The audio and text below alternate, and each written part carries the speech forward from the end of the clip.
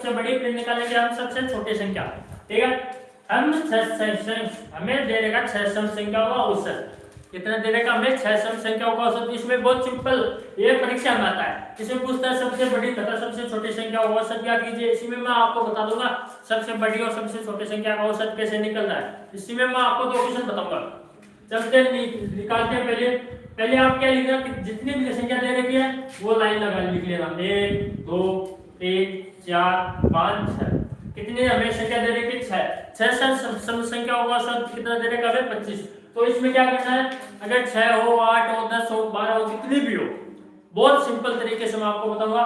इसमें क्या करना है, हमें दे रखा है 6 सम संख्या का औसत कितना? 25।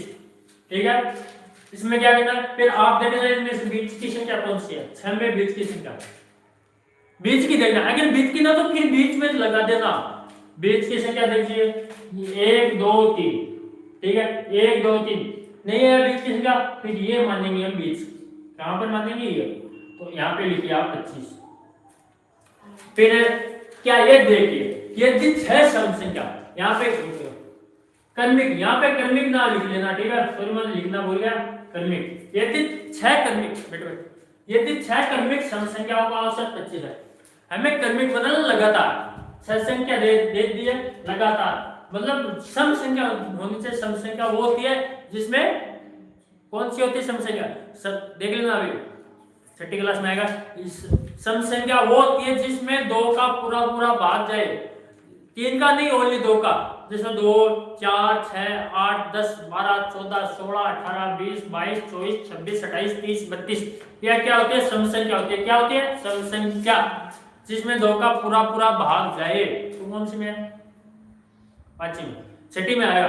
सात और विषम संख्या होती है जिसमें 3 का पूरा पूरा भाग जाए। 3 6 9 12, जैसे 2 के अलावा जो भी बच गया जिसमें 3 का भाग जाता है वो विषम होती है। भाज्य संख्या जिसमें ओनली खुद का ही भाग जाता है, जैसे 2 3 5 7 11 13, ये क्या होती है? जिसमें खुद की संख्या का भाग जाता है वो होती है अभाज्य संख्या। चलो हम करते हैं 25 हमारा औसत। 25 से फिर सम संख्या कौन सी आती है? 26। 26 के बाद सम संख्या जिसमें 2 का भाग जाता है 27 में कितना होता है? 28। 28 हो गया। फिर 28 के ऊपर सम संख्या 30 हो गया। फिर इधर तो 3 संख्या के ऊपर हम पीछे भी तो चलेंगे ना। 25 के पीछे 3 संख्या, 25 से पिछली कौन सी है? 24 सम संख्या। 24 के पिछली सम संख्या कौन सी है? 22।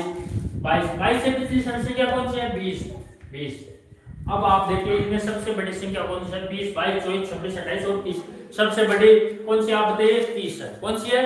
तो लिख लीजिए सबसे बड़ी